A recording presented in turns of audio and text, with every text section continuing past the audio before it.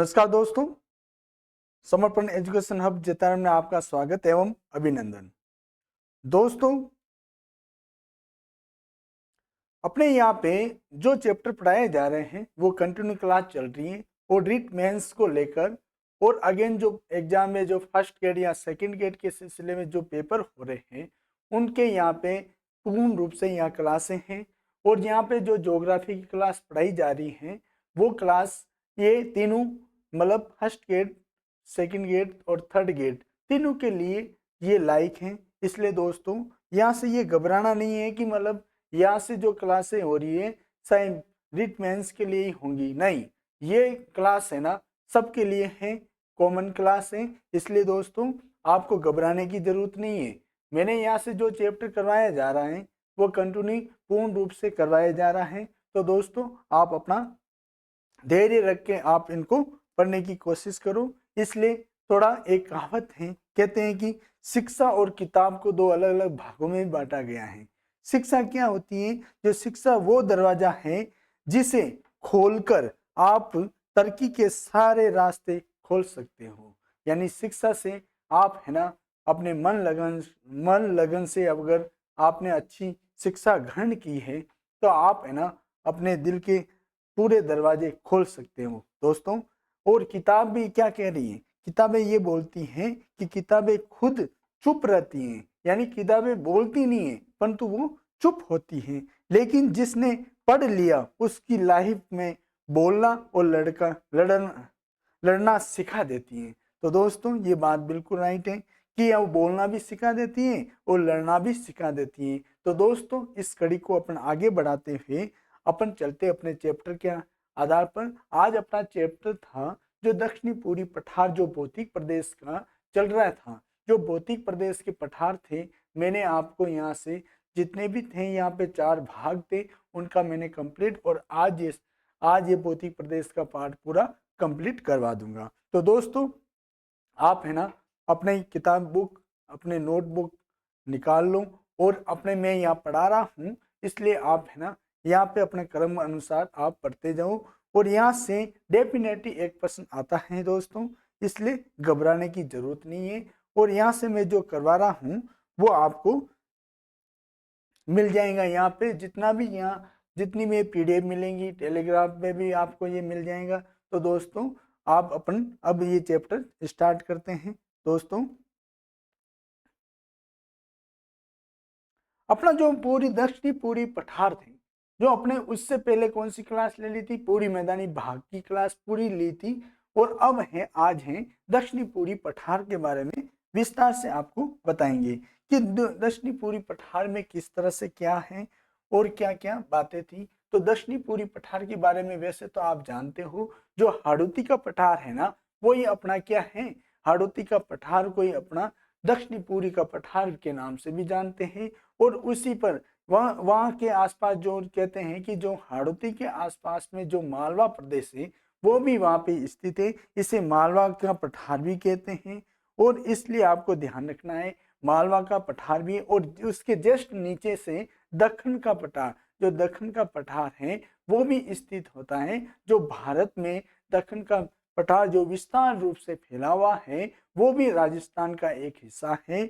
और ये जो अपने राजस्थान के प्रायद्वीपीय पठार जो दक्षिणी साउथ एरिया में जो प्रायद्वीपीय पठार है वो भी किस पठार से जुड़ा हुआ है? दक्षिणी पूरी पठार से जुड़ा हुआ है। तो दोस्तों आपको यहाँ से क्या क्या प्रश्न पूछ सकता है? तो आपको ध्यान रखो कि दक्षिणी पूरी पठार को अन्य किस किस नाम से जानते हैं। तो आपको ध्यान रखना है कि अन्य किस किस ने नाम से जानते हैं। इसे क्या बोलते हैं? हाड़ौती का पठार भी बोलते हैं। क्या बोलते हैं इसको?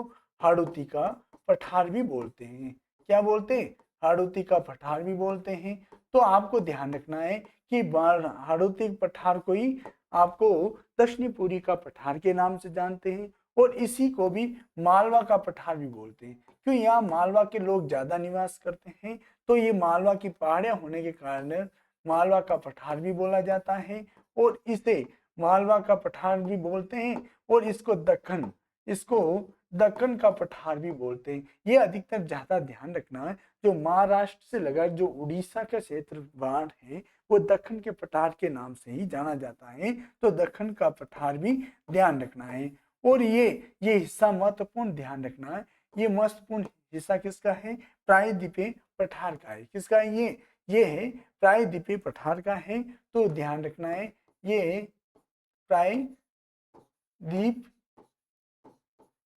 प्रायद्वीपीय पठार है।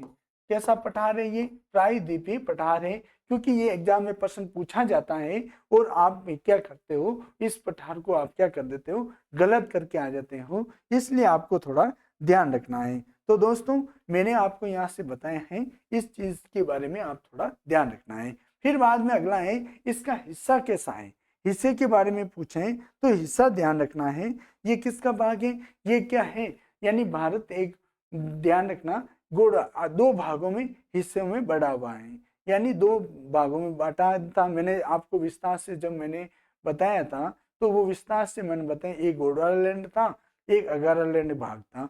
जो अपना ये दक्षिणी पूर्वी पठार है ये गोंडवाना लैंड का भाग है। किसका है, ये गोंडवाना लैंड का भाग है। अगर आपको कभी प्रश्न पूछ ले तो ये किसका भाग है, गोंडवाना लैंड क्या है, वापिस बताता हूं,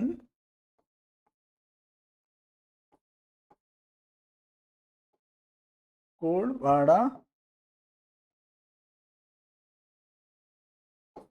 लैंड।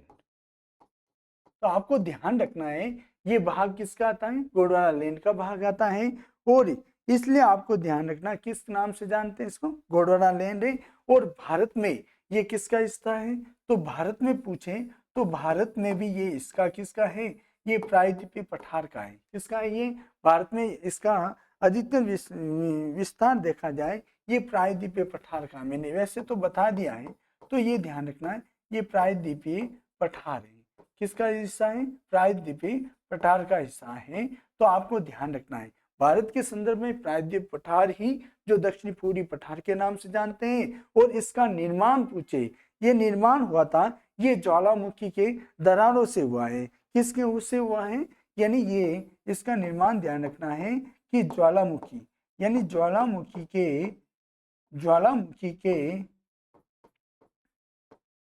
दरारी दरारी उद्गार दरारी उद्गार दरारी उद्गार की प्रक्रिया से, दरारी उद्गार की प्रक्रिया के द्वारा इसका हुआ है।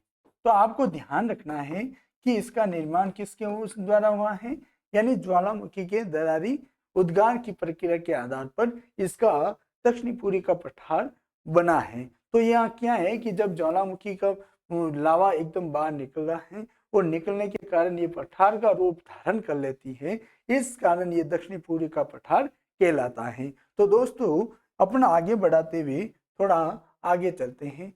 आगे क्या कह रहा है कि आपको थोड़ा दक्षिणी पूर्वी पठार के बारे में वैसे मैंने विस्तार से पहले बताया था, तो मैंने आपको नक्शे के द्वारा भी बताया था। तो आपको दोस्तों डरने की बात नहीं, मैंने वैसे तो पूरा बता रखा है, तो भी आपको मैं बता देता हूँ। तो ध्यान रखना है, मैंने आपको ध्यान रखना है, तो मैं एक बार बताता हूँ, नक्शे के द्वारा बताता हूँ।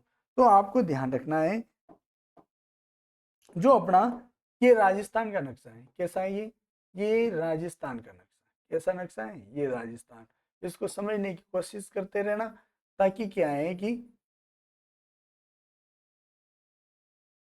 आप बोलोगे कि सर ने नक्शे कैसा चल रहा है, आप ये मान के चलना है, क्या करना आपको, ये मान के चलना है कि अपना ये राजस्थान का नक्शा है। कैसा है ये अपना राजस्थान का नक्शा है। तो आपको ध्यान रखना है कि ये क्षेत्र था जो मैंने पहले बता रखा है, सूक्ष्म था, और ये हिस्सा जो अपने डायरेक्ट अपने कौन सा पश्चिमी मरुस्थल का था। और आपको ये ध्यान रखना है कि यह पश्चिमी मरुस्थल का हिस्सा था। तो आपको इसके बारे में थोड़ा सा समझने की कोशिश करना।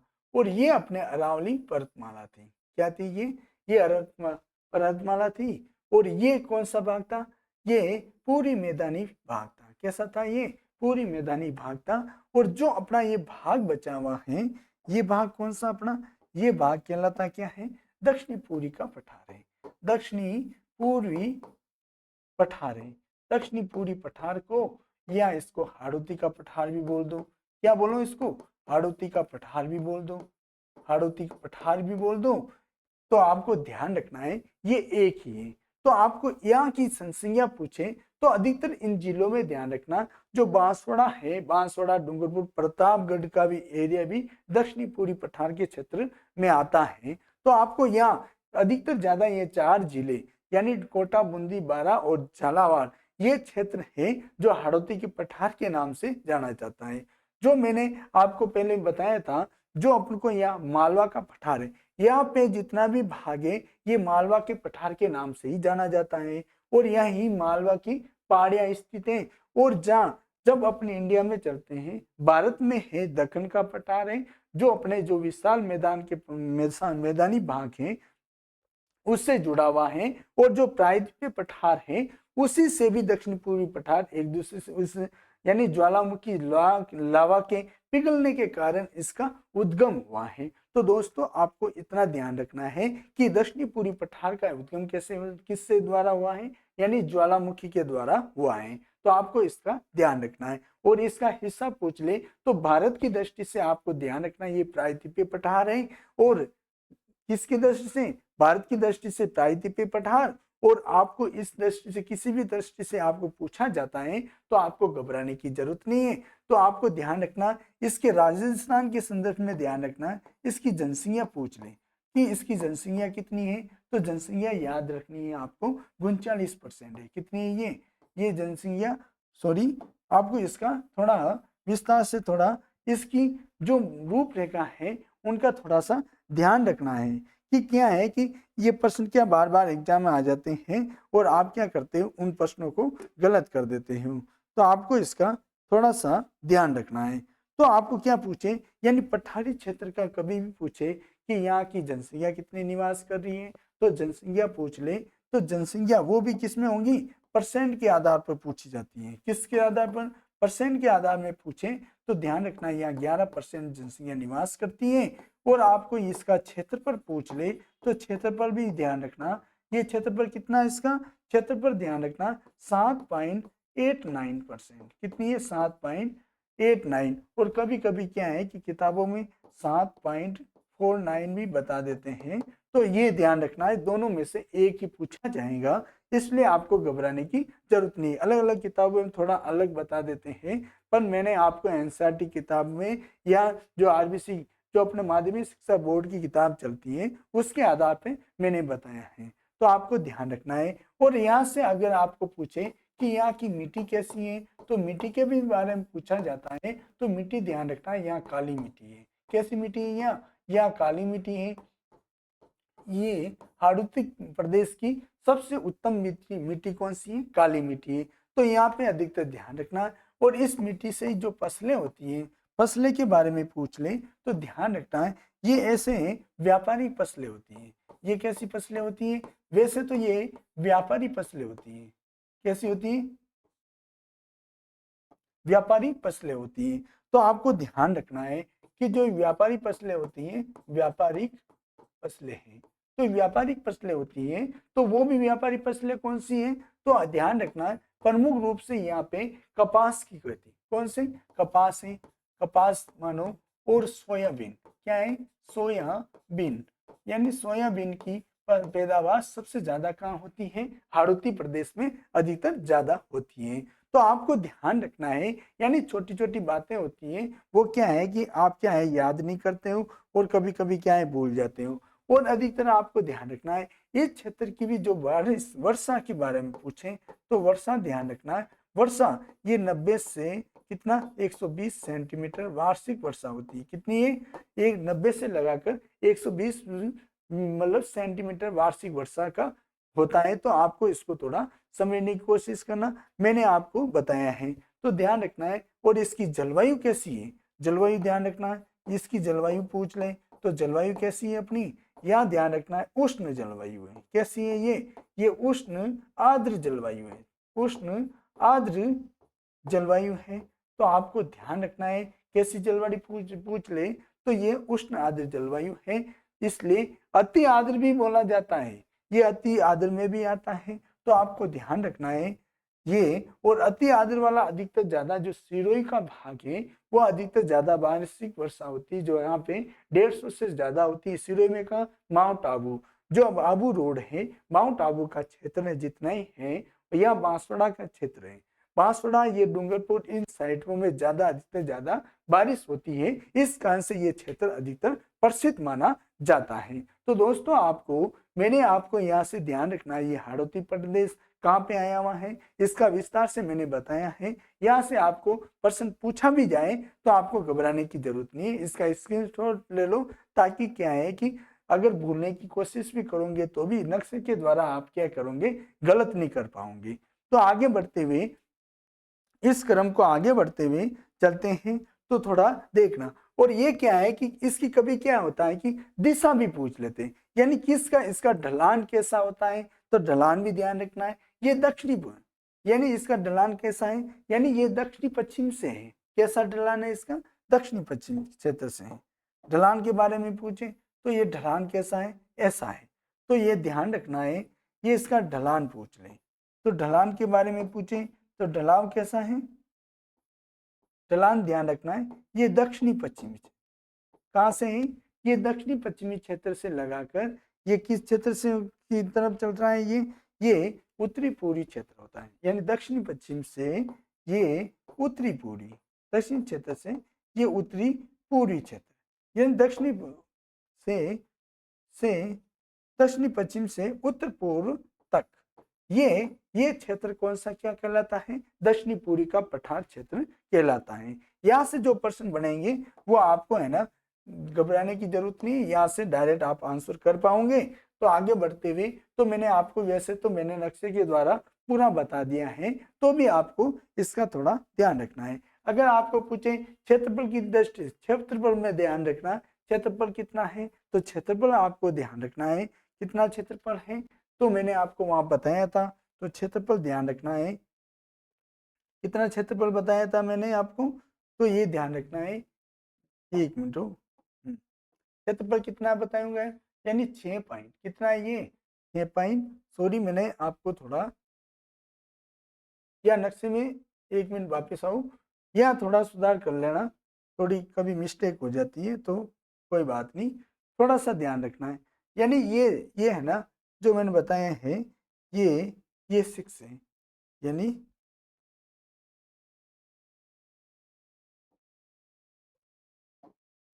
कितना है 6 पॉइंट है, कितना है ये 6.8 या 86 भी बोला बन जाता है।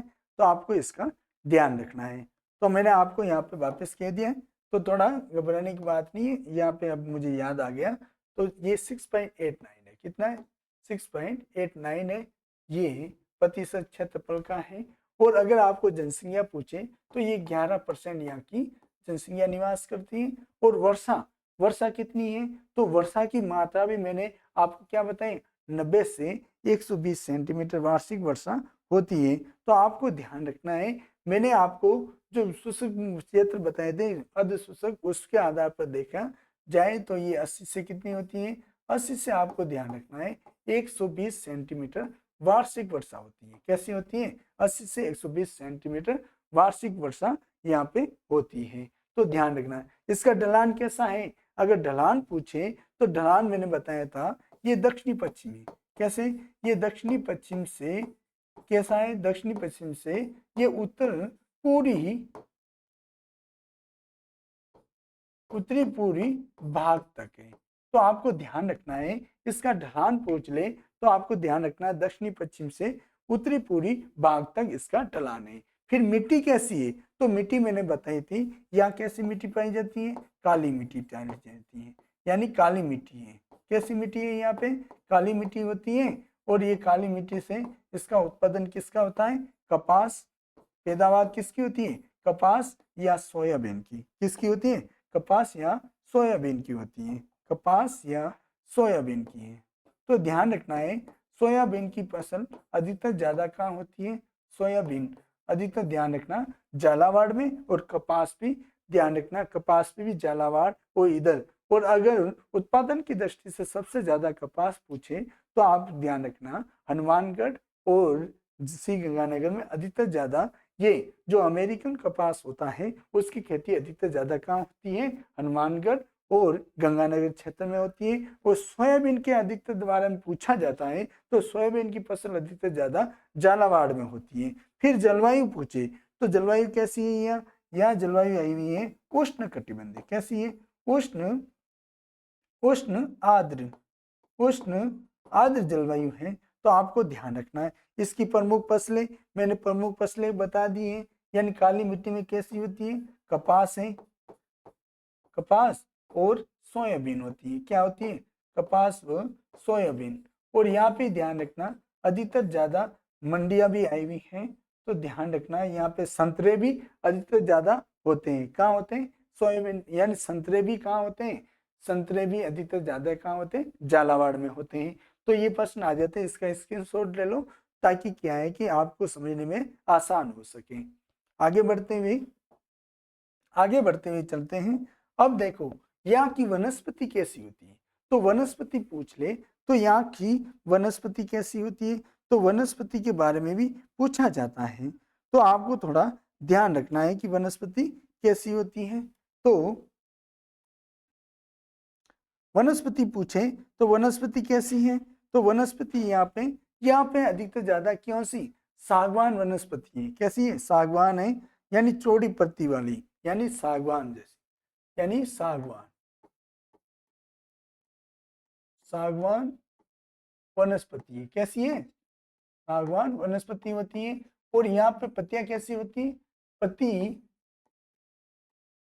चौड़ी होती है, पत्ती कैसी होती है, चौड़ी होती है। तो आपको ध्यान रखना है इसकी पत्ती क्या होती है कि चौड़ी होती है और फैली हुई होती है। क्या होती है, ये क्या है कि चौड़ी भी होती है और ये फैली हुई। इसकी औसत ऊंचाई पूछे तो ध्यान रखना है कितनी है, ये 500 मीटर है। कितनी है, 500 ये है। इसकी कितनी पूछे, औसत ऊंचाई कितनी है, 500 है। तो आपको इसका ध्यान रखना है। ये चट्टानें कैसी होती है, तो चट्टानों के बारे में अधिकतर प्रश्न पूछा जाता है। तो आपको ध्यान रखना है ये चट्टानें कैसी होती है, तो ध्यान रखना ये आग्नेय चट्टान है। कैसी, यहाँ पे कौन सी आग्नेय, ये चट्टानें कैसी होती, ये ध्यान रखना 500 मीटर में होती। कैसी है, 500 मीटर। तो थोड़ा ध्यान रखना 500 मीटर है। और यहाँ पे आग्नेय कैसी चट्टान होती है, आग्नेय चट्टान, आग्नेय प्रकार की चट्टानें होती हैं, अधिकतर ज्यादा यहाँ पे होती है। तो थोड़ा इनका ध्यान रखना है। और अधिकतर आग्नेय चट्टानें में कौन सी, यानी जो ग्रेनाइट होती है, ग्रेनाइट और बेसाल्ट। कौन सी, ग्रेनाइट, ग्रेनाइट और बेसाल्ट, ये अधिकतर ज्यादा ध्यान रखना दक्षिणी पूर्वी पठार में अधिकतर ज्यादा यही पाई जाती है। तो आपको दोस्तों इसका ध्यान रखना है। ग्रेनाइट प्रकार की जो चट्टानें होती है ये अरावली की पर्वतमाला में अधिकतर ज्यादा होती है। कहाँ पे होती है, ये अरावली पर्वतमाला होती है, वहां पे अधिकतर ज्यादा होती है। तो आपको ध्यान रखना अरावली में अधिकतर होती है। और ये बेसाल्ट चट्टानें होती है, ये बेसाल्ट चट्टानें भी दक्षिणी पूर्वी पठार की सबसे ज्यादा, यानी दक्षिणी पूर्वी पठार में अधिकतर ज्यादा होती है। तो दक्षिणी पूर्वी पठार में अधिकतर कौन सी चट्टानें पाई जाती है, बेसाल्ट चट्टानें अधिकतर पाई जाती है। फिर खनिज के बारे में पूछें तो आपको ध्यान रखना है यह खनिज कौन सा पाया जाता है, तो यहाँ पे ध्यान रखना है धात्विक खनिज अधिकतर ज्यादा होते हैं। कैसे होते हैं, धात्विक खनिज, धात्विक खनिज होते हैं यहाँ पे अधिकतर पैदावार होती है। धात्विक खनिज की महत्वपूर्ण, धात्विक खनिज महत्वपूर्ण अधिकतर ज्यादा कहाँ होते हैं, दक्षिणी पूर्वी पठारों क्षेत्रों में अधिकतर होते हैं। यहाँ फसलें पूछी जाती है, तो फसलें पूछी जाती है, मैंने वैसे आपको नक्शे में बताया था, ये व्यापारिक फसलें होती है। कैसी होती है, ये व्यापार करने के लिए संसाधन के रूप में काम करती है, यानी व्यापारिक फसलें होती है। लोग क्या करते हैं, किसान लोग क्या करते हैं, यहाँ से फसलें उत्पादन करते हैं और वो क्या क्या बेच के अपना गुजारा करते हैं। तो दोस्तों यहाँ पे अधिकतर ज्यादा किसकी की जाती है, व्यापारिक फसलें होती हैं जो अधिकतर ज्यादा। और यहाँ पे अधिकतर व्यापारिक फसलें भी कौन सी, जो मसालों का उत्पादन ज्यादा होता है। किसका, मसालों का, मसालों का उत्पादन अधिकतर होता है। उत्पादन, मसालों का उत्पादन अधिकतर करते हैं। तो यहाँ पे अधिकतर व्यापारिक फसलें कौन सी होती है, मसालों, इसलिए यहाँ पे सरकार ने भी फसलों के लिए अधिकतर ज्यादा मसाला उत्पादन वाले केंद्र भी बनाए गए हैं। तो यहाँ पे अधिकतर झालावाड़ क्षेत्र, ये 12 कोटा है, इन क्षेत्रों में अधिकतर ज्यादा, जैसे कि धनिया का अधिकतर उत्पादन भी कहाँ हो रहा है, तो ये झालावाड़ कोटा 12 क्षेत्र में अधिकतर हो रहा है। तो वहाँ पे उनके मंडी बना रखी, संतरों की मंडी भी अधिकतर वहीं है। तो इसलिए ध्यान रखना है। सोयाबीन की खेती के लिए भी सबसे प्रसिद्ध जिला झालावाड़ में, संतरे के बारे में पूछे तो भी झालावाड़ ही आता है, तो आपको ध्यान रखना है। और धनिया का उत्पादन में देखा जाए तो कोटा क्षेत्र अधिकतर ज्यादा प्रसिद्ध होता है, तो आपको ध्यान रखना है। ये क्षेत्र क्या है कि उससे अलावा आपको जानकारी होनी चाहिए कि ऐसी फसलें भी होती हैं जिससे अधिकतर ज्यादा होता है। तो आपको ध्यान रखना है क्या क्या पैदावार अधिकतर होती है, तो इसके बारे में आपको थोड़ा सा ध्यान रखना है। अगला नेक्स्ट,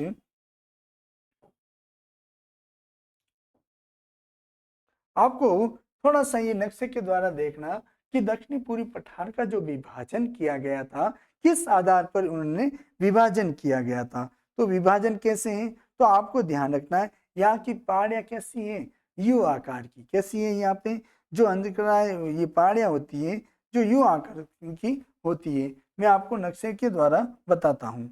इसमें क्या है कि आपको नक्शे में सारी चीजें एक साथ में बता दूंगा, ताकि क्या है कि यहाँ से जो प्रश्न बनेंगे वो आपको, उससे क्या है कि घबराहट भी नहीं होगी। घबराहट क्या, आप गलत करने की कोशिश ही मत करना, ये अपनी ध्यान रखना। ये घाटी है ऐसी है, इन क्षेत्रों को समझने की कोशिश करना।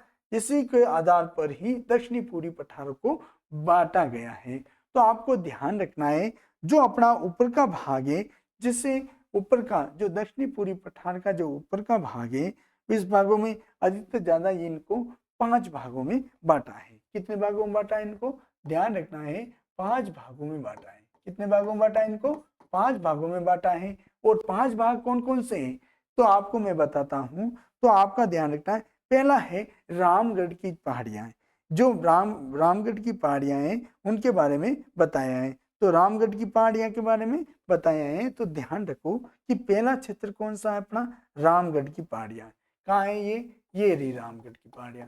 तो ये क्षेत्र आप समझने की कोशिश करना, ये क्षेत्र है जो रामगढ़ की पहाड़ियों के नाम से जानते हैं। तो ध्यान रखना है, ये रामगढ़ की पहाड़ियां हैं। वैसे ये रामगढ़ की पहाड़ियां हैं। रामगढ़ की जो पहाड़ियां हैं, तो इन पहाड़ियों को किस नाम से जानते हैं, ये कैसी हैं, यानी ये घोड़े के नाल के समान होती है।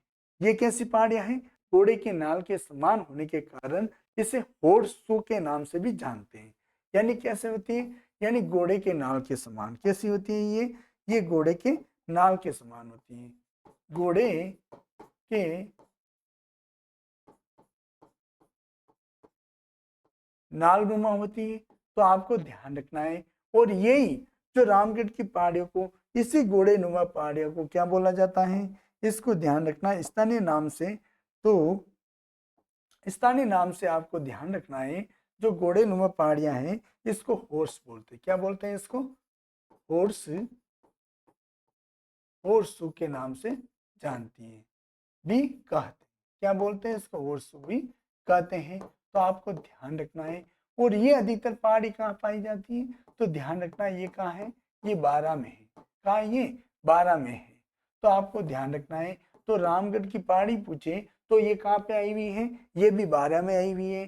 तो आगे इसको क्रम को आगे बढ़ाते हुए अगला देखते हैं। तो यही पहाड़ी आगे बढ़ चलती हुई ये होती है जो बूंदी की पहाड़ियां होती हैं। फिर धीरे धीरे क्या है, आगे चलते हैं, तो आगे चलते चलते देखना ये बूंदी की पहाड़ियां कहलाती है। फिर आगे कौन सा क्षेत्र कहलाता है, ये बूंदी की पहाड़ियां है। कैसी है ये बूंदी की पहाड़ी। तो आगे देखें तो बूंदी की पहाड़ियां आती है, बूंदी की ये पहाड़ियां हैं। और ये बूंदी की पहाड़ियां हैं, तो आपको ध्यान रखना है ये बूंदी की पहाड़ियां। फिर आगे चलते हुए एक अलग अलग भागों में भी इनको बांटा गया है। फिर ये क्षेत्र अधिकतर, फिर आगे बढ़ते हुए इन क्षेत्र को आगे बढ़ाते हुए आपको ध्यान रखना है कि फिर एक क्षेत्र और आता है और उन क्षेत्रों को भी अलग अलग भागों में बांटा है। और उस क्षेत्र को क्या कहते हैं, ये होती है मुकुंदरा की पहाड़ियां। कैसी है ये मुकुंद, किसे बोलते हैं, मुकुंदरा की पहाड़ियां। कैसी पहाड़ियां हैं? मुकुंदरा की पहाड़ियां हैं। तो आपको ध्यान रखना है ये मुकुंदरा की पहाड़ियां कहाँ आई हुई हैं? तो आपको ध्यान रखना है ये कोटा है, वो चित्तौड़गढ़ के भाग के क्षेत्र में अधिकतर ज्यादा ये कोटा क्षेत्र और चित्तौड़गढ़ के भाग क्षेत्र में अधिकतर ये आई हुई है। तो आपको थोड़ा ध्यान रखना है। फिर जो अपनी पहाड़ी बचती है उस पहाड़ी का किस नाम से जानते हैं? अब पहाड़ी बचती है अपनी, तो ध्यान रखना है ये जो लास्ट पहाड़ी होती है और इस पहाड़ी को किस नाम से जानते हैं? और ये पहाड़ी क्या कहलाते हैं? कुंडला, यानी कुंडला की पहाड़ियां। क्या बोलते हैं? कुंडला की पहाड़ी है। ये कुंडला की पहाड़ी आई हुई है कि कौन सी पहाड़ी आई हुई? ये कुंडला की पहाड़ी है। तो आपको ध्यान रखना है ये कुंडला की पहाड़ियां पूछे तो भी आपको ध्यान रखना है। अधिकतर क्या है कि कुंडला की पहाड़ियां पूछे तो भी ध्यान रखना है ये कहाँ किस क्षेत्र में अधिकतर ज्यादा है। तो कुंडला पूछे तो ये कोटा में है। कहाँ है हवा? ये कोटा क्षेत्र में, ये कोटा में है। तो आपको ध्यान रखना है। और ये मुकुंदरा भी ध्यान रखना है कोटा है। कहाँ है ये कोटा में ही है।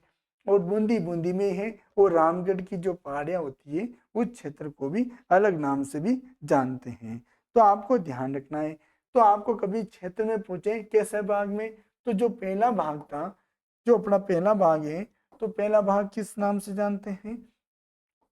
तो पहला भाग किस नाम से जानते हैं?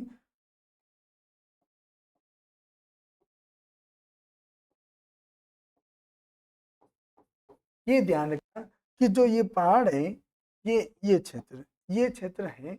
इन क्षेत्र को आपको ध्यान रखना है। पहला क्षेत्र क्या बता रखा है? तो इन क्षेत्र को ध्यान रखना है। पहला आता है शाहबाद उच्च भूमि। कैसी है? शाहबाद, शाहबाद उच्च भूमि, शाहबाद उच्च भूमि। पहला भाग कौन सा? शाहबाद उच्च भूमि का क्षेत्र आता है। फिर बाद में आपको ध्यान रखना है दूसरा आता है अर्धचंद्राकार, यानी इसकी आकृति ध्यान रखना है कैसी है? इसकी आकृति ध्यान रखना कैसी है? अर्धचंद्राकार, यानी अर्धचंदाकार, अर्धचंदाकार की पहाड़ियां हैं। कैसी है? अर्धचंदाकार की पहाड़ियां होती है ये पहाड़ियां हैं। कैसी है? ये पहाड़ियां हैं। तो ये दूसरा भाग कहलाता है। और तीसरा भाग ध्यान रखना है, पहला मैंने क्या बताया? शाहपुरा। कौन सा भाग? ये। फिर दूसरा अर्धचंद्राकार की पहाड़ियां होती हैं। फिर है जो अपना तीसरा भाग होता है, जो ये भाग है। तीसरा कौन सा भाग है? जो ये क्षेत्र है। और इसको क्या बोला जाता है? ये झालावाड़ का पहाड़ है, यानी झालावाड़। कैसा? झालावाड़,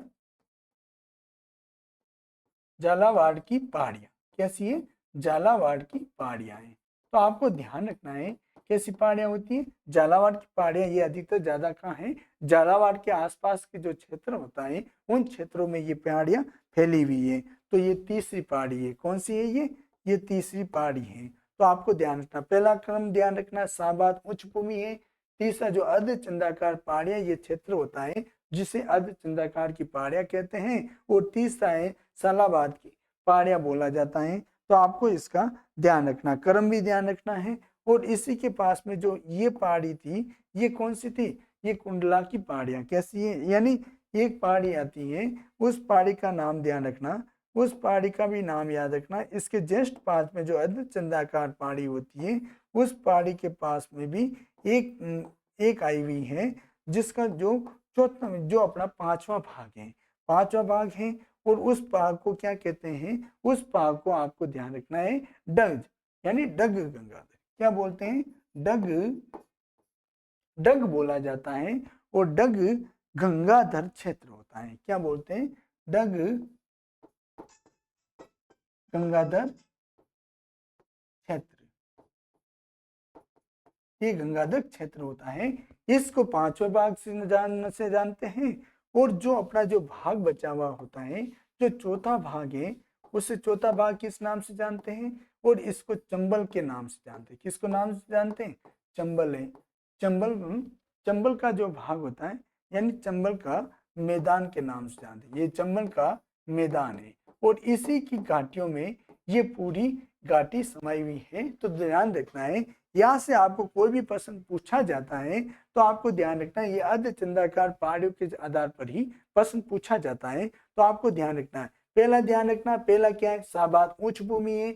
दूसरा अर्धचंद्राकार की पहाड़ियां जो चारों तरफ फैली हुई होती है वो अर्धचंद्राकार की पहाड़ियां होती है। तीसरा झालावाड़ की पहाड़ियां जो सेम झालावाड़ के आसपास के क्षेत्र में फैली हुई है। चौथा जो चंबल का मैदान है, चंबल का जहाँ पे नदी का जो बाहर क्षेत्र होता है वो क्षेत्र का जो मैदान है वो ही क्षेत्र कहलाता है। ये क्यों, यो आकार की होने के कारण ये घूमती रहती है। फिर है जो मुकुंदरा की पहाड़ियां हैं और रामगढ़ की पहाड़ियां, ये क्या है, क्षेत्र है। इनके भागों में बांटा है, इसको टोटल कितने, 5 भागों में। अगर एग्जाम में प्रश्न पूछ ले कि कितने भागों में बांटा है तो इसको 4-5 उप विभाग में यानी उप विभाजन कर रखा है। तो आपको थोड़ा ध्यान रखना है। नेक्स्ट,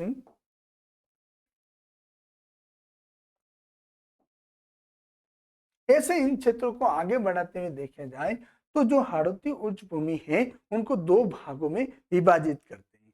2 भाग कैसे, यानी एक विंध्य कंगाल भूमि जो विंध्याचल पर्वतमाला है वो भी भाग किसका है, दक्षिणी पूर्वी पठार के भाग में। ये दक्षिणी पूर्वी पठार के भाग में स्थित है, यानी एक ऊपर तो क्या है विंध्याचल का पठार आया हुआ है और इसके जस्ट साइड में यानी दक्षिण जो अपना उत्तरी यानी उत्तरी पश्चिमी भाग है उस भाग में कौन सा है, दक्षिणी पूर्वी का पठार क्षेत्र स्थित है। तो आपको इसका ध्यान रखना है। तो आपको ध्यान रखना है इसको। और फिर बाद में अपना जो नीचे वाला भाग होता है वो हाड़ौती यानी मालवा क्षेत्र या प्रायद्वीपीय क्षेत्र, क्या बोलते हैं, मालवा क्षेत्र, इसको यहाँ प्रायद्वीपीय प्रायद्वीपीय क्षेत्र, प्रायद्वीपीय पठार, यानी ये पठार होता है, ये पठार फैला हुआ है, इनको भागों में बांटा है। इसमें से अगर अधिकतर ज्यादा एग्जाम में प्रश्न किसका पूछा जाता है, जो विद्य कंगाल भूमि होती है उसके अधिकतर ज्यादा प्रश्न पूछे जाते हैं। तो आपको ध्यान रखना है ये भूगर्भित संरचना है, कैसी है, इसकी संरचना कैसी है, किसकी, विद्य कंगाल भूमि की जो संरचना होती है जो वो भूगर्भित संरचना है, कैसी है, भूगर्भीय संरचना है। और ये अधिकतर ज्यादा किन क्षेत्रों में पाए जाते हैं, ये सवाई माधोपुर, करौली और धौलपुर के जो भूगर्भ यानी उसके धरती के अंदर जो अपने भूभाग होता है जमीन का, उसमें लाल बलुआ पत्थर की पट्टी है, यानी ये कैसी है, ये पट्टी कैसी है, लाल बलुआ बालुआ पत्थर होता है, वह अधिकतर ज्यादा धौलपुर क्षेत्र में पाया जाता है। तो इसको ध्यान रखना है, जो धौलपुर क्षेत्र में अधिकतर कौन सा पत्थर पाया जाता है, लाल बालुआ पत्थर पाया जाता है। तो इसका आप थोड़ा ध्यान रखना है। ये बालुआ पत्थर पाया जाता है, पत्थर पाया जाता है, ये कहाँ पाया जाता है, धौलपुर में पाया जाता है। कहाँ पाया जाता है, धौलपुर में पाया जाता है। और धौलपुर में लाल बलुआ पत्थर पाने के कारण धौलपुर को रेड डायमंड सिटी के नाम से भी जानते हैं। तो आपको ध्यान रखना है कि एग्जाम पर पूछ ले कि रेड डायमंड सिटी के नाम से किसे जाना जाता है, तो धौलपुर को जाना है। किस जिले को कहा जाता है, धौलपुर में। तो आपको ध्यान रखना है, आपको इतना ध्यान रखना है कि जो धौलपुर क्षेत्र में जो लाल किले, आपको ध्यान रखना है कि जो लाल पत्थरों से जो निर्मित जो चट्टानें थी उस चट्टानों से जो काट के जो पत्थर लाया गया था उससे निर्माण किया गया। और निर्माण किस किस का किया गया, लाल बलुआ पत्थर से धौलपुर में जो मिट्टी लाल बलुआ पत्थर है उसके द्वारा ध्यान रखना लाल किला का निर्माण किया गया था। वो भी निर्माण किससे किया गया, लाल पत्थरों से किया। और राजस्थान की नई विधानसभा, जो राजस्थान की अभी नई विधानसभा बनाई गई थी वो भी लाल पत्थरों से ही बनाई गई थी। और सोमनाथ का जो मंदिर बनवाया गया है, जो सोमनाथ का मंदिर बनाया हुआ है, इन तीनों का निर्माण है, तीनों का निर्माण किसके द्वारा हुआ है, लाल पत्थरों से हुआ है। निर्माण किससे हुआ है, इसका निर्माण ध्यान रखना है लाल पत्थरों से हुआ है। तो दोस्तों आपको ध्यान रखना है, इसका निर्माण पूछ ले कि किन पत्थरों से हुआ था, तो धौलपुर के लाल पत्थरों से इसका निर्माण किया गया था। तो दोस्तों इसका थोड़ा ध्यान रखना है, यहाँ से एग्जाम में प्रश्न पूछा जाता है। तो आपको ध्यान रखना है दक्षिणी पूर्वी पठार में अधिकतर ज्यादा ये पूछा जाता है, तो आपको थोड़ा ध्यान रखना है। फिर अगला है यहाँ से लाल किला, राजस्थान की विधानसभा, सोमनाथ का मंदिर, ये अधिकतर ज्यादा निर्माण इनसे हुआ था।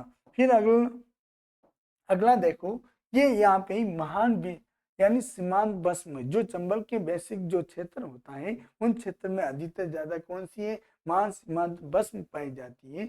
और ये क्षेत्र अधिकतर ज्यादा कहाँ पे है, चंबल के जो भाग क्षेत्र चल रहा है उस क्षेत्र में अधिकतर होती है। और वहां पे अधिकतर ये कहाँ फैली हुई है, तो ध्यान रखना है ये क्षेत्र कहाँ फैला हुआ है, तो अधिकतर ध्यान रखना है ये सवाई माधोपुर से लगाकर बूंदी की पहाड़ियों तक इस सीमित है। यानी बूंदी से लगाकर सवाई माधोपुर और जो बूंदी का क्षेत्र है वो किस घाटी से घिरा हुआ है, महान सीमांत बस्म की आकृति से ये जुड़ा हुआ है। इसलिए आपको ध्यान रखना है दक्षिणी पूरी का पठार अधिकतर ज्यादा कैसा क्षेत्र है, ये महान सीमांत बस्म के नाम से भी जानते हैं। फिर दक्षिणी पूरी पठार क्षेत्र में प्रमुख भाग हुए थे, वो भाग कौन कौन से थे, तो मैंने आपको यहाँ पे बता रहा हूँ। जो भाग कितने कौन से हुए थे, 5 भाग हुए थे। कितने हुए थे, 5 उपभाग हुए थे। तो मैंने आपको बताता हूँ, इसमें पहला भाग क्या था, शाहबाद उच्च भूमि थी। कैसी थी, शाहबाद उच्च भूमि थी। उसमें क्या है कि ये क्षेत्र कहाँ अधिकतर ज्यादा पड़ रहा है, तो शाहबाद उच्च भूमि अधिकतर कहाँ पाई जाती है, तो आपको ध्यान रखना है शाहबाद उच्च भूमि अधिकतर कहाँ पाई जाती है, ये 12 क्षेत्र में अधिकतर पाई जाती है। तो इसके क्षेत्र के बारे में ध्यान रखना है। शाहबाद क्षेत्र एक तहसील है जो जहाँ पे अधिकतर ज्यादा हाड़ौती क्षेत्र में, और शाहबाद अधिकतर 12 क्षेत्र का भाग है। और 12 क्षेत्र का भी अलग भाग जो पूरी 12 में, यानी जो पूरी 12 में ऊपर उठा हुआ जो क्षेत्र होता है, ऊपर उठा हुआ भाग है, और वहां पे अधिकतर एक जनजाति निवास करती है। और उस जनजाति निवास करती है, उस जनजाति का नाम क्या था, सहरिया जनजाति है।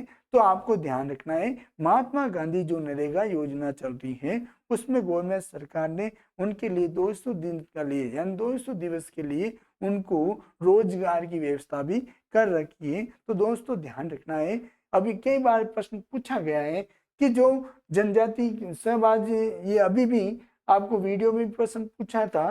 तो आपको ध्यान रखना है कि ऐसे प्रश्न होते हैं, बार बार प्रश्न पूछते हैं। जो सहरिया जनजाति के लिए महात्मा गांधी में 200 दिवस का भी रोजगार व्यवस्था कर रखी है। तो ये कौन सी जनजाति है, सहरिया जनजाति निवास करती है किसमें, शाहबाद उच्च भूमि में।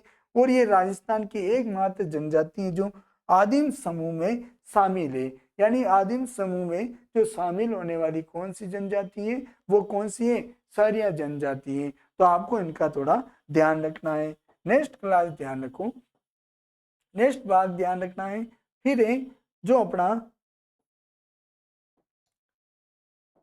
इसमें नोट लगा के ध्यान रखना है, नोट लगाओ, नोट ध्यान रखना कि इसमें क्या है कि ये जो 15 जनवरी 2024 की बात है, यानी अभी की बात है, यानी ज्यादा समय नहीं हुआ है, यानी 1 साल पहले की बात है।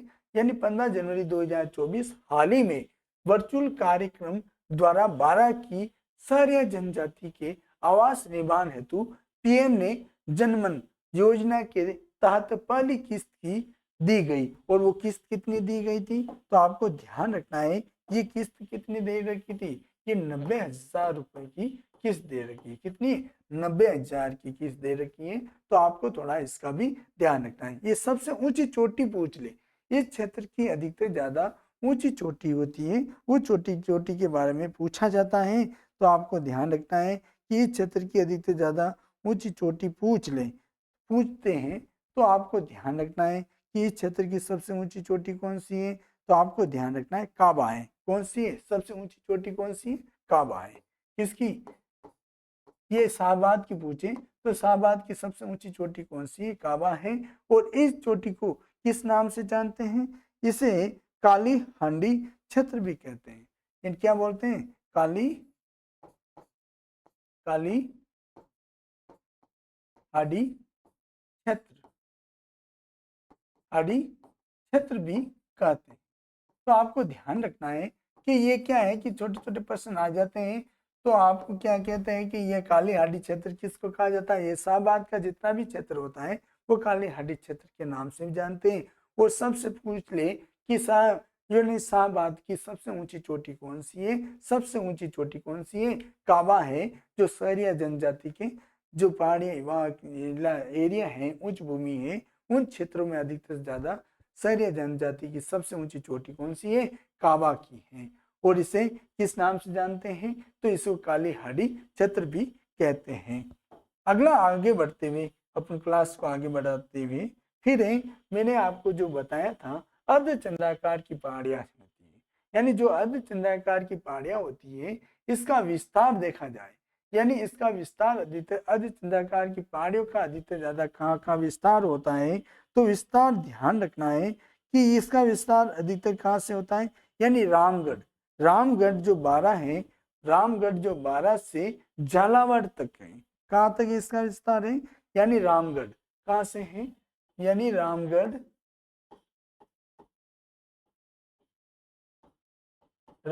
कौन सा क्षेत्र पड़ रहा है, 12 का। रामगढ़ से झालावाड़ तक कहाँ है, ये झालावाड़ तक विस्तार फैला हुआ है। तो आपको ध्यान रखना है इसका विस्तार अधिकतर कहाँ फैला हुआ है, रामगढ़ से झालावाड़ तक है। तो आपको इसका थोड़ा ध्यान रखना है। मैंने आपको ये विस्तार की बात यहाँ थी तो मैंने वहां लिख दी, तो कोई बात नहीं। तो इसका विस्तार अधिकतर कहाँ फैला हुआ है, तो इसका विस्तार ध्यान रखना है, ये रामगढ़ 12 से लगाकर झालावाड़ तक का क्षेत्र अधिकतर फैला हुआ है। यह अलग अलग पहाड़ियां होती हैं, तो इन पहाड़ियों को अलग अलग स्थानों में अलग अलग नामों से भी जानते हैं। यानी यहाँ की जो पहाड़ियां होती है इन पहाड़ों को अलग अलग क्षेत्र में अलग अलग नामों से भी जानते हैं। तो उनको कैसे यानी पहला ध्यान रखना है, जो पहला क्षेत्र बताया है मैंने, जो रामगढ़ की पहाड़ियां हैं, जो रामगढ़ से लगाकर झालावाड़ क्षेत्र में मैंने ग्रुप के आधार पर बताया है। यानी पहला ग्रुप क्या बताएं, जो रामगढ़ की जो पहाड़ियां हैं उसका विस्तार ध्यान रखना है, अधिकतर कहाँ है, 12 में है। कहाँ पे है, 12 में। ये प्रश्न पूछा भी गया था, तो आपको ध्यान रखना है ये अधिकतर कहाँ है, 12 में। कहाँ है ये, तो 12 में है। तो आपको ध्यान रखना है, प्रश्न पूछ ले कि ये रामगढ़ पहाड़ियां कहाँ आई हुई है, तो 12 में आई हुई है। इनकी आकृति ध्यान रखना, रामगढ़ विस्तारी अभ्यारण्य भी घोषित कर रखा है, तो ये भी कहाँ पड़ रहा है, ये अधिकतर ज्यादा धौल, ये अपन को ध्यान रखना। रामगढ़ जो 12 क्षेत्र है वहां पे भी ये प्रसिद्ध है, तो 12 में है। और इनकी आकृति कैसी है, इनकी आकृति घोड़े के नालनुमा है।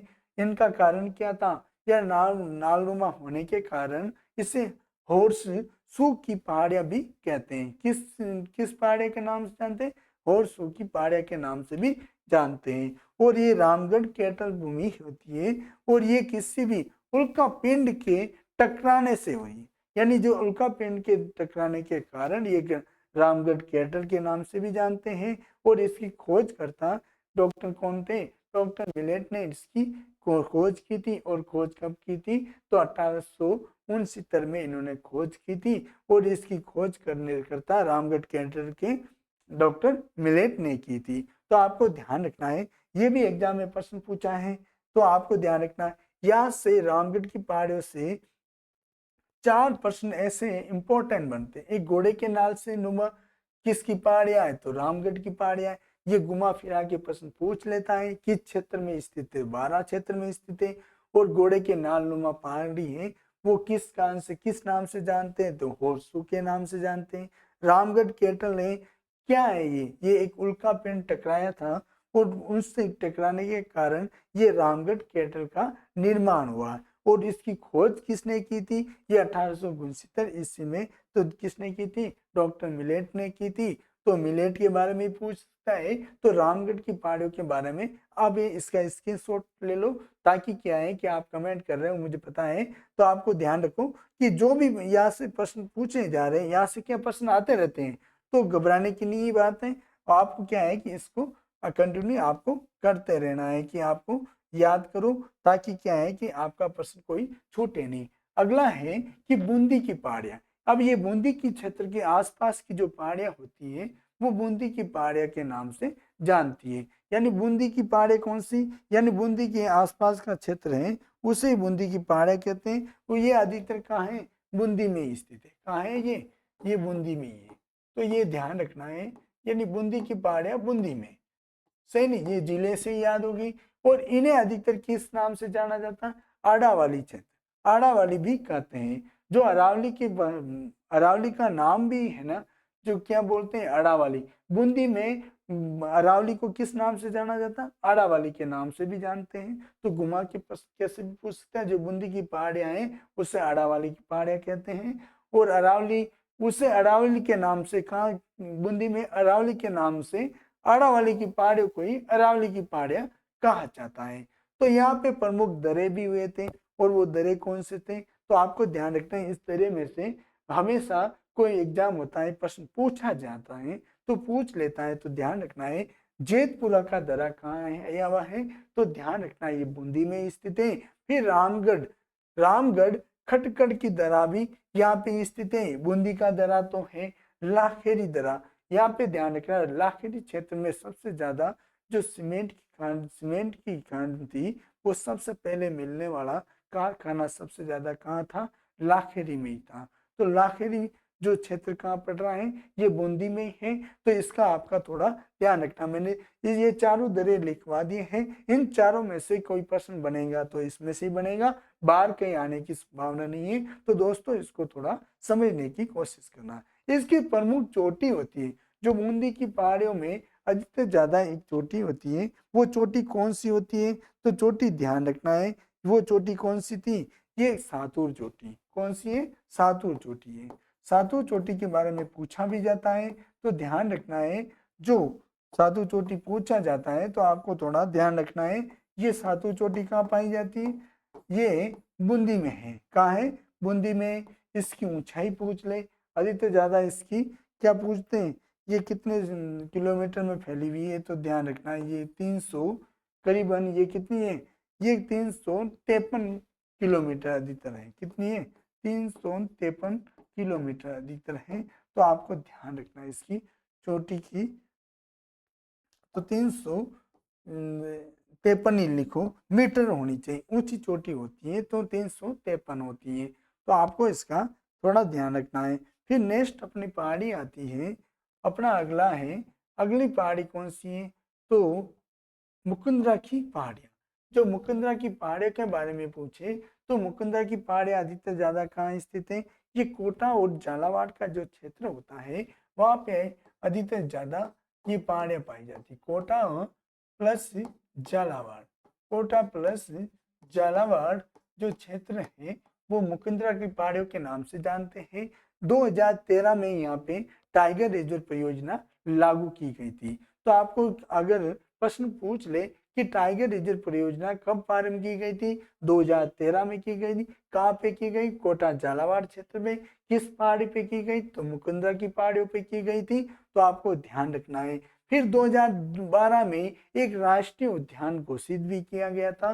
तो ध्यान रखना है, एक राष्ट्रीय मुकुंदरा की पहाड़ियों को घोषित किया। और इसका अधिकतर ज्यादा ध्यान रखना है, क्षेत्रफल पूछ ले, इस राष्ट्रीय उद्यान का क्षेत्रफल पूछ ले तो ये कितना होगा? 199, यानी 199 ये है। कितना है? 199 है। तो क्षेत्रफल इसका, तो क्षेत्रफल पूछ ले तो मुकुंदरा का कितना क्षेत्रफल है? तो क्षेत्रफल ध्यान रखना है 199 है। तो आपको ये क्या क्षेत्रफल पूछ भी लेते हैं, तो इतना क्षेत्रों में ये फैला हुआ है।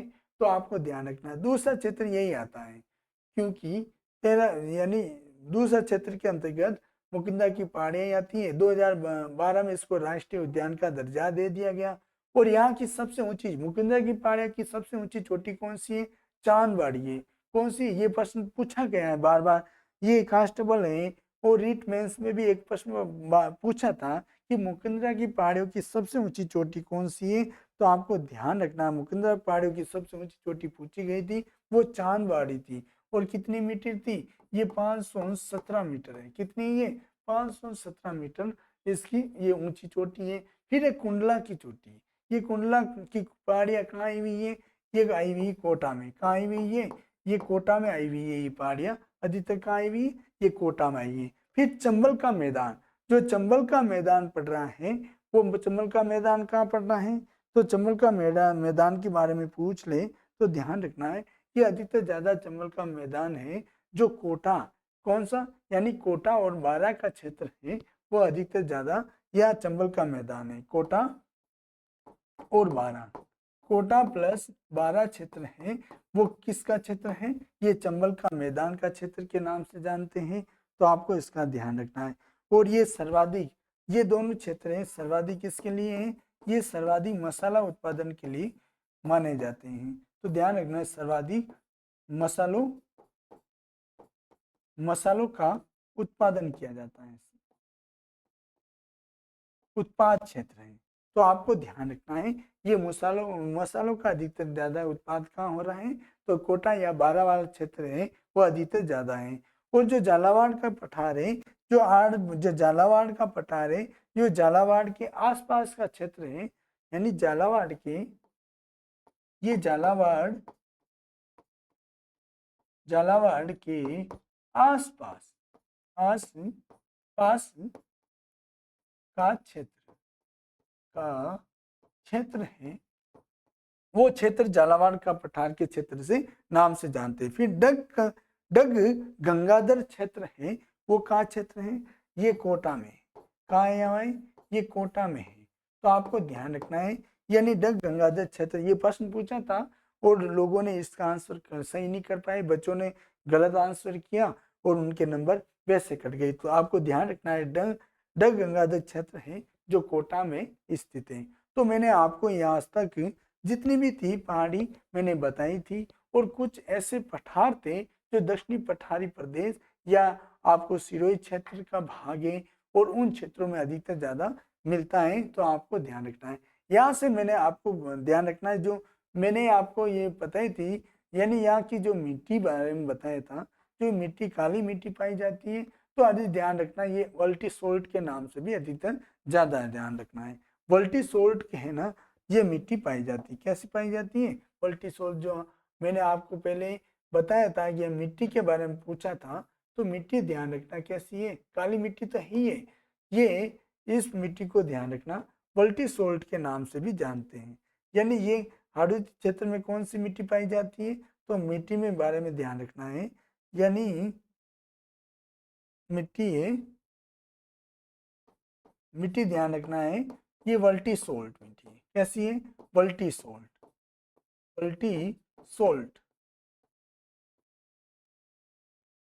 वल्टी सोल्ट मिट्टी है, कहाँ पाई जाती है, ये अधिकतर कहाँ है, दक्षिणी पूर्वी पठार क्षेत्र में पाई जाती है।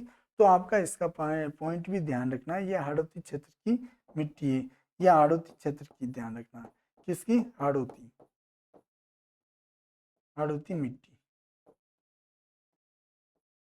तो ध्यान रखना है, ये हाड़ौती की जो मिट्टी है उसके बारे में मैंने बताया था, तो थोड़ा इसका थोड़ा ध्यान रखना है। ये वल्टी सोल्ट के नाम से भी जानते हैं, हाड़ौती मिट्टी के नाम से भी जानते हैं। फिर आगे चलते हैं, इनके प्रमुख कोई पठार हुए थे, तो ध्यान रखना प्रमुख पठार हुए थे, वो पठार कौन कौन से हुए थे, ये एग्जाम में प्रश्न पूछे जाते हैं। तो इम्पोर्टेंट जो पठार हुए थे उन पठारों के बारे में आपको थोड़ा सा जानना है। अब ये पठार कैसे, कौन कौन से पठार हुए थे उसके बारे में आपको देखना है, यानी पठार कौन कौन से हुए थे, तो ध्यान रखना है। पहला इन्होंने पठार बताया है, उड़िया का पठार है। उड़िया का पठार कहाँ स्थित है, तो उड़िया का पठार आया हुआ कहाँ पे आया हुआ है, जिला पूछे तो ये सिरोही में आया हुआ है, कहाँ आया हुआ है, ये सिरोही में ये पठार आया हुआ है। और इसकी ऊंचाई पूछी जाती है, इसकी ऊंचाई ध्यान रखना है, ये 1360 मीटर है, कितनी है, 1360 मीटर है। और इसकी प्रमुख विशेषता पूछी जाती है, तो विशेषता ध्यान रखना है, ये राजस्थान का सबसे ऊंचा पठार है, कैसा है ये राजस्थान का सबसे ये राजस्थान का सबसे राजस्थान का सबसे ऊंचा पठार है, राजस्थान का सबसे ऊंचा पठार है।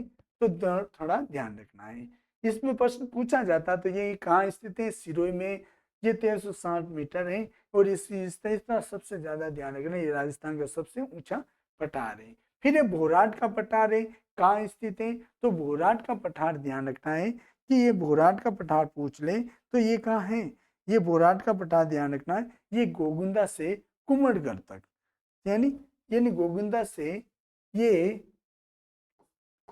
तारे, यानी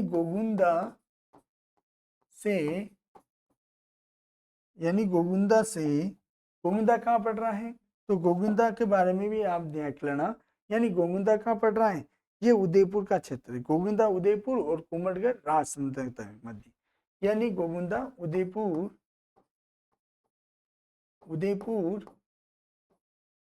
गोविंदा से कुमड़गढ़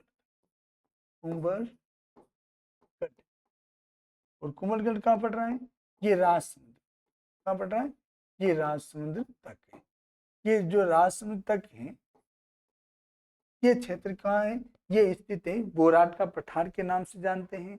और इसकी ऊंचाई पूछ ले, जो बोराट की पठार की ऊंचाई है तो ध्यान रखना है इसकी ऊंचाई कितनी है, 1225 मीटर है। कितनी है, 1225 मीटर है। और इसकी प्रमुख विशेषता पूछी जाती है तो ध्यान रखना है ये राज्य का दूसरा सबसे ऊंचा पठार है। ये राज्य का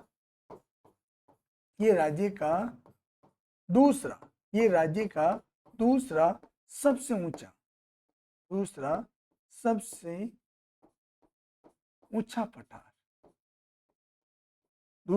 पठार। और फिर पूछ ले, इसके बारे में पूछा जाता है तो फिर ये अरब सागर और बंगाल की खाड़ी के मध्य जल विभाजन का कार्य करता है। कौन सा पठार, ये बोराट का पठार है जो अरब सागर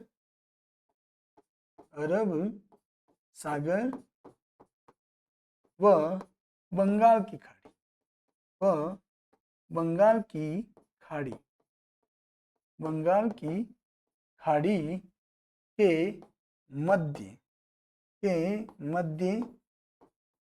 मध्य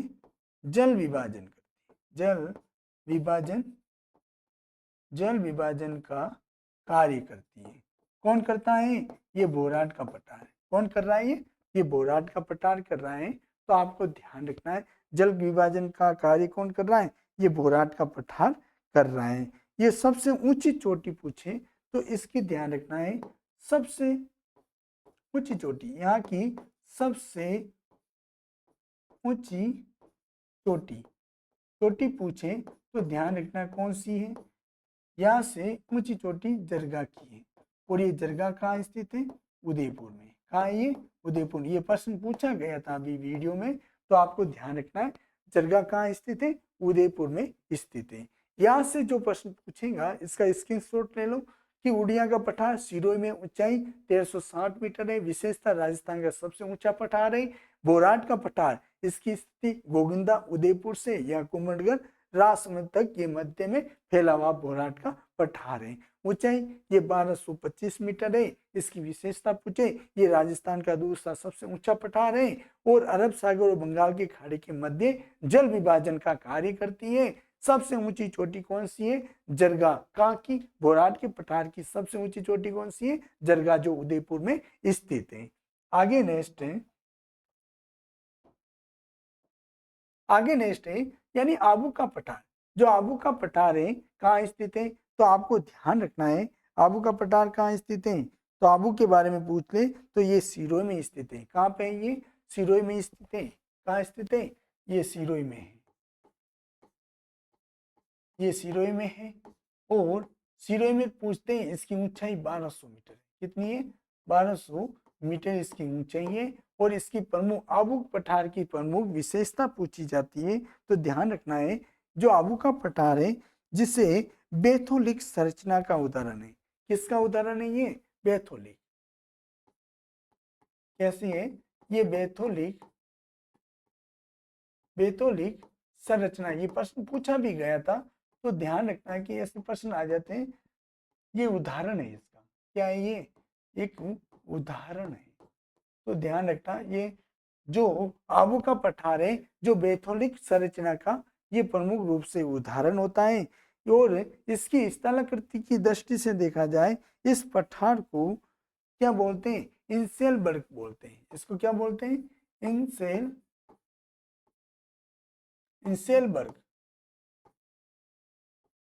इंसेलबर्ग के नाम से भी जाना जाता है। किसके नाम से, इंसेलबर्ग की संज्ञा भी देते हैं। इंसेलबर्ग भी कहा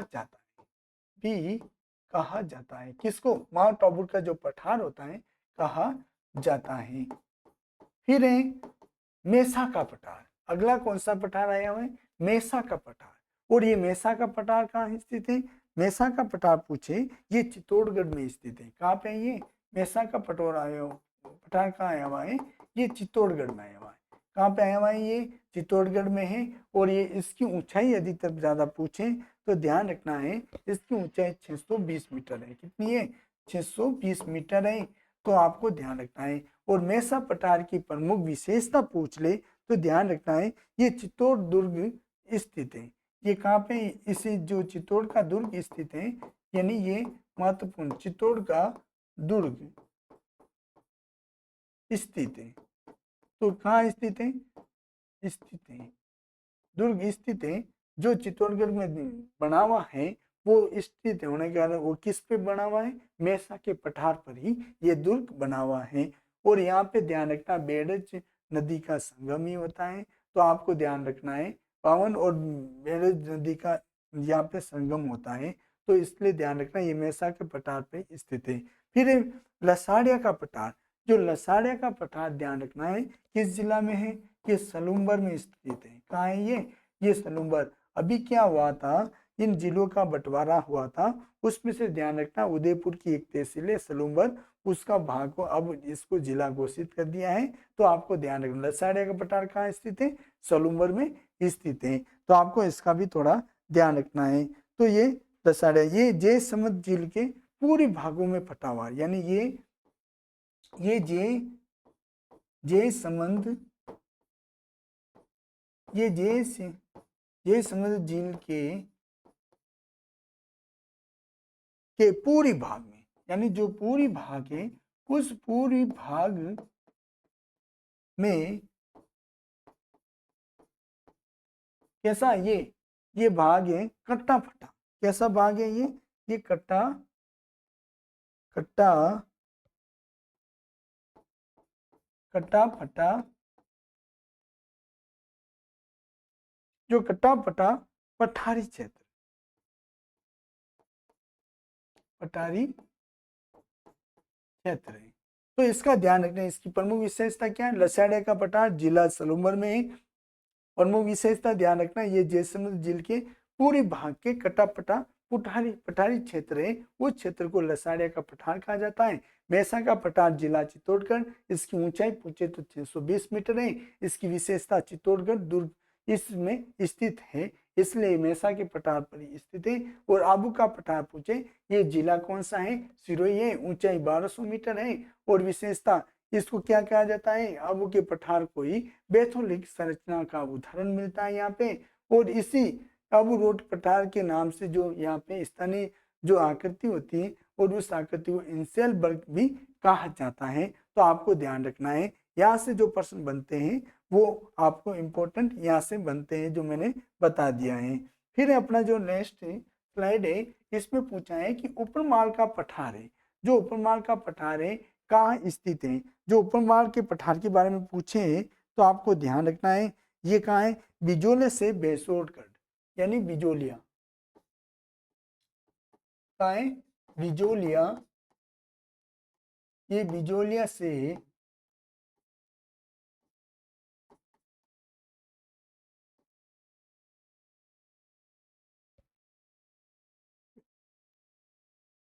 बिजोलिया से बेसरोडगढ़, क्या नाम है? बेसरोडगढ़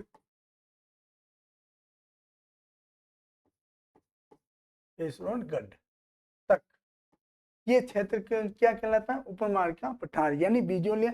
ये कहाँ? भीलवाड़ा से लगाकर चित्तौड़गढ़ का जो क्षेत्र होता है वो क्षेत्र बिजोलिया का आया हुआ है। तो आपको भीलवाड़ा से बेसोरगढ़ चित्तौड़गढ़ का जो क्षेत्र भाग है वो उपरमाल का पठार के नाम से जानते हैं। फिर भोमट का पठार, यानी जो भोमट का पठार है, जो भोमट का पठार के बारे में पूछे तो भोमट का पठार ये बांसवाड़ा और डूंगरपुर का भाग है। कौन सा? बांसवाड़ा प्लस डूंगरपुर, बांसवाड़ा और डूंगरपुर जो क्षेत्र है वो क्षेत्र क्या कहलाता है? भोमट का पठार के नाम से जानते हैं। फिर है अगला है जो मानदेसरा का पठार। कौन सा है? मानदेसरा का पठार कहाँ स्थित पूछे तो मानदेसरा का पठार ध्यान रखना है ये कहाँ पे आया हुआ है? ये चित्तौड़गढ़ के बेसरोडगढ़ में आया हुआ है। कहाँ है? ये चित्तौड़गढ़ के चित्तौड़गढ़ के बेस रोड गढ़ में आया हुआ है। तो आपको ध्यान रखना है मानदेसरा का पटाखा चित्तौड़गढ़ के बेसरोडगढ़ में स्थित है। फिर कास्का व कांकड़वाड़ी स्थित है। ये कास्का या कांकड़वाड़ी बार बार प्रश्न पूछा है। ये क्षेत्र अधिकतर कहाँ है, तो ये क्षेत्र अधिकतर ज्यादा कहाँ है, ये अलवर में स्थित है। कहाँ है ये अलवर में स्थित है। और इस क्षेत्र के बारे में अधिकतर ज्यादा प्रश्न पूछा जाता है। ये सरिस्का, जो सरिस्का अभ्यारण्य है, ये इसी का भाग है। सरिस्का अभ्यारण्य का जो क्षेत्र है, ये इसी पठार में स्थित होने के कारण कहाँ पे, ये कास्का या कांकड़वाड़ी का पठार है जो अलवर में स्थित है। यहाँ पे सरिस्का अभ्यारण्य आया हुआ है। तो ऊपरमाल का पठार पूछे तो बिजोले से बेसरोडगढ़ तक का क्षेत्र है। और गोमट का पठार जो बांसवाड़ा व डूंगरपुर का क्षेत्र, और मानदेसरा का पठार चित्तौड़गढ़ के बेसरोडगढ़ में है। फिर एक कास्का या कांकड़वाड़ी स्थित अलवर या सरिस्का का अभ्यारण्य स्थित है। तो दोस्तों आपको ध्यान रखना है, यहाँ से मैंने इसका एक बार स्क्रीनशॉट ले लो ताकि क्या है कि प्रश्न पढ़ने में आपके आसान हो सके। तो दोस्तों अपने यहाँ पे आपने ले लिया होगा। तो आप आज अपन को पूरी ये क्लास मैंने दक्षिणपुरी पठार की मैंने आपको पूर्ण रूप से बता दिया है। यहाँ से कोई भी प्रश्न बाहर आने की संभावना नहीं है। जो एग्जाम में प्रश्न पूछे जाते हैं उससे अकॉर्डिंग ही मैंने यहाँ पे क्लास ली है। और यहाँ से जो प्रश्न है आपके यहाँ से बन जाएंगे, कोई बाहर जाने की संभावना भी नहीं है। तो दोस्तों आप इस क्लास को शेयर करो, लाइक करो, कमेंट करो इस पे। और आप इस लाइक तो करते ही हो, इसको आप है ना शेयर भी करा करो ताकि क्या है कि हमारा मनोबल बढ़ता रहे। और आप इसको देखो पूर्ण रूप से क्लास को। दोस्तों हमारा तो कहना यही है। Thank you.